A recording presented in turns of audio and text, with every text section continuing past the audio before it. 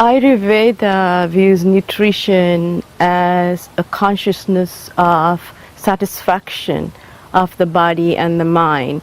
This is particularly called prinan, or feeling content in body and mind. You have to actually give nutrition to the mind and nutrition to the body.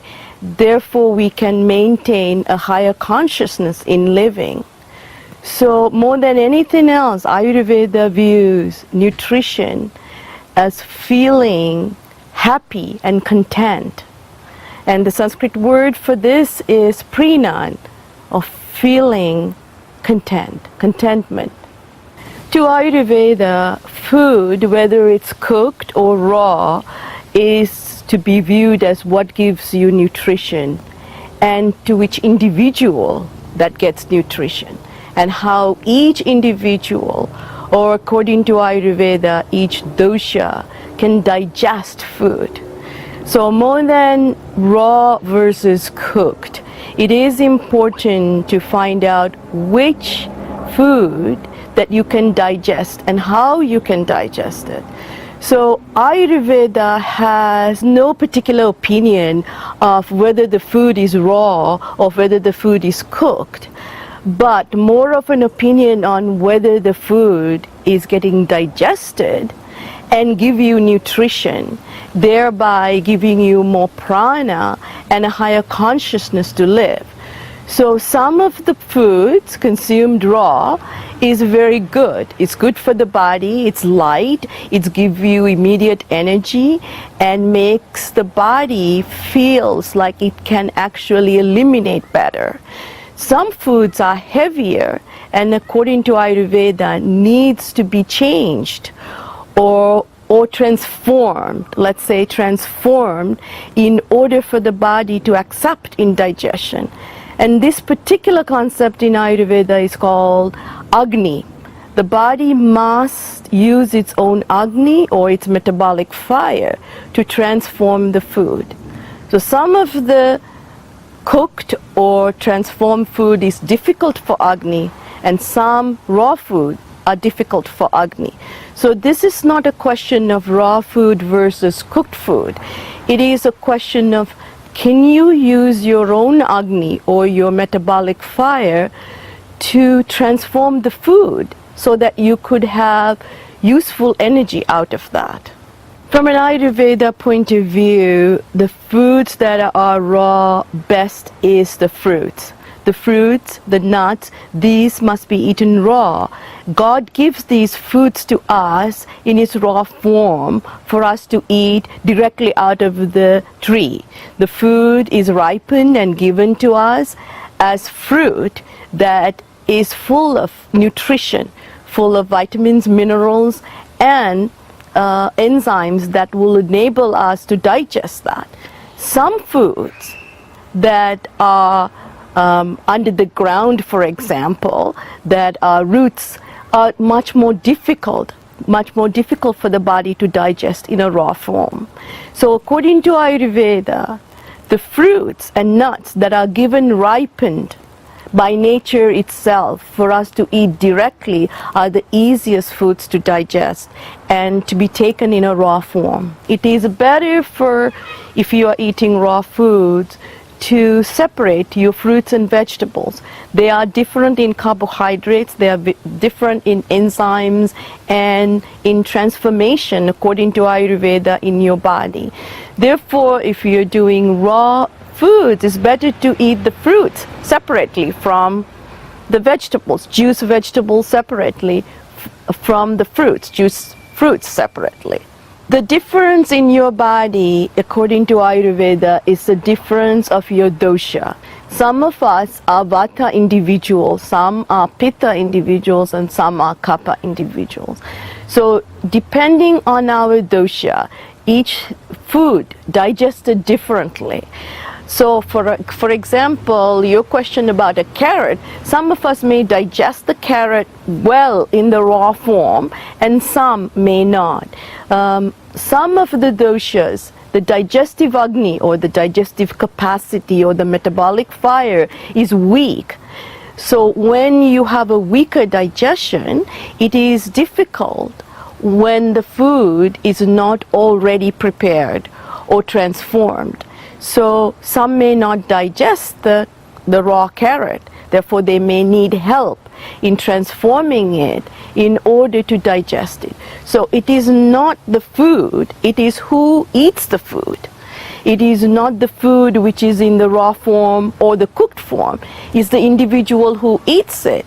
So if you are an individual who can digest a raw carrot, then it is good. But if you cannot, then the carrot must be transformed in order to give you nutrition.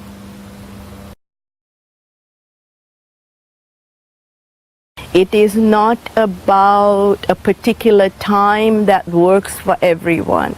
It is about your awareness of the hunger. Each of us have hunger, awareness of hunger, the capacity to digest in different times. Some of us wake up hungry, therefore at that particular time we need more food. Our body must tell us how much to eat. So in order to do that, you have to be aware of it, your mind and body connected to your hunger level. And also to know your dosha.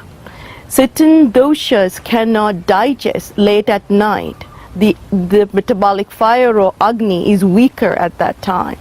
So it is not a global an opinion on what time to eat, what time not to eat. It is rather an individual knowing what's right for you. If you are hungry in the morning, the body is asking for food. So at that time you have to feed the body and feed the mind.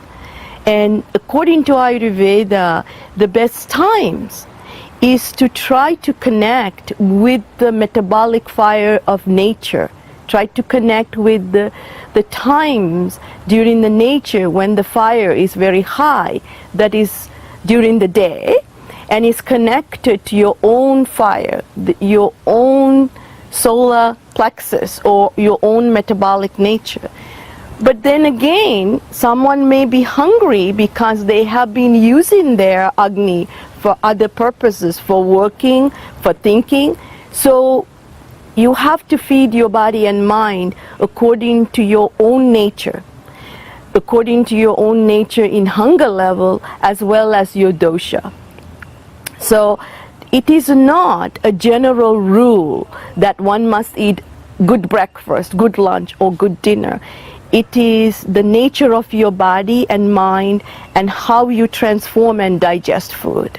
So you know which part of the day that your digestion is higher if you actually observe your body. So it is, according to Ajurveda, not necessarily a particular time. It is an individual knowing. Ajurveda, first of all, has no opinion of good and bad in food. It is what you consume is what your body and mind wants and requires. It is not what you eat, it is what you digest. According to Ajurveda, you look at the nutritional value of a particular food or particular consumption. If you take coffee, the nutritional value of it is that you want actually to be stimulated. So you're looking at an aspect of your own need for stimulation that make you do your work or make you go through the day. But as far as the Ajurveda nutrition is concerned, it looks at the food itself, in this case coffee, as what does it provide the body. The coffee's main taste is bitter and sour, most of the time sour, because that is the nature of the coffee bean. So if you provide a food that is sour and provide it without nutrition that gives body something to work with, then you're going to sour the body. Thereby, you're going to damage the liver. So Ayurveda not only look at the food in according to its dosha, look at the food in taste. If you eat something sweet, nourishing, like a grape, you would get energy. But you would get energy through coffee by stimulating the nervous system, but not in long term by giving it a food that is sweet but sour. So coffee doesn't provide nutrition but provides stimulation. But you may need stimulation sometimes. So again, Ayurveda looks at the food as what does it do for you? Can you use this food to actually get energy, get long-term health, get short-term health? Can you be awake? So those are the things that you have to ask rather than coffee is good for you or not good for you. It is more like, why are you taking the coffee? For what purpose are you using the coffee? Of course, if you have to, in the middle of the night, drive somewhere, it might save your life because it stimulates you and make you alert. But in long term, it may not provide you nutrition. So Ayurveda always look at everything in its balanced form. What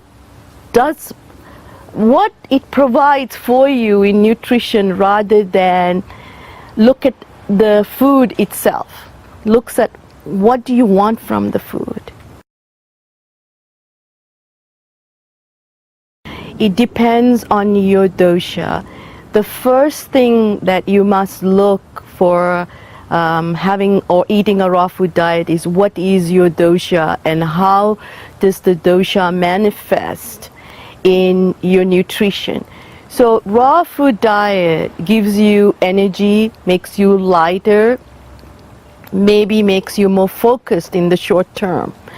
As time wears out, when your Agni starts to weaken to some extent that you cannot provide your own Agni, the body starts to feel more colder and more nervous and feel a little shaky. Some people get dizzy.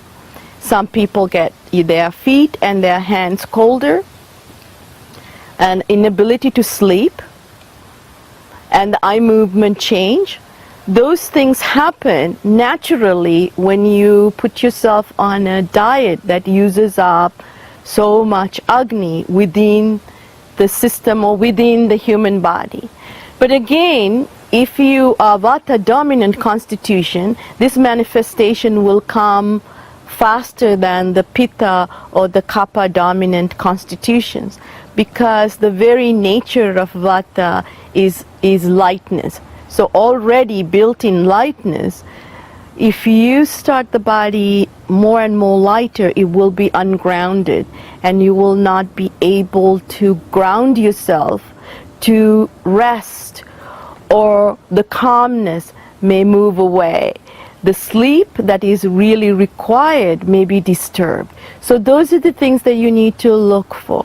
The nervous system, the temperature of the body, and whether you're disturbed in your rest, whether you can actually focus.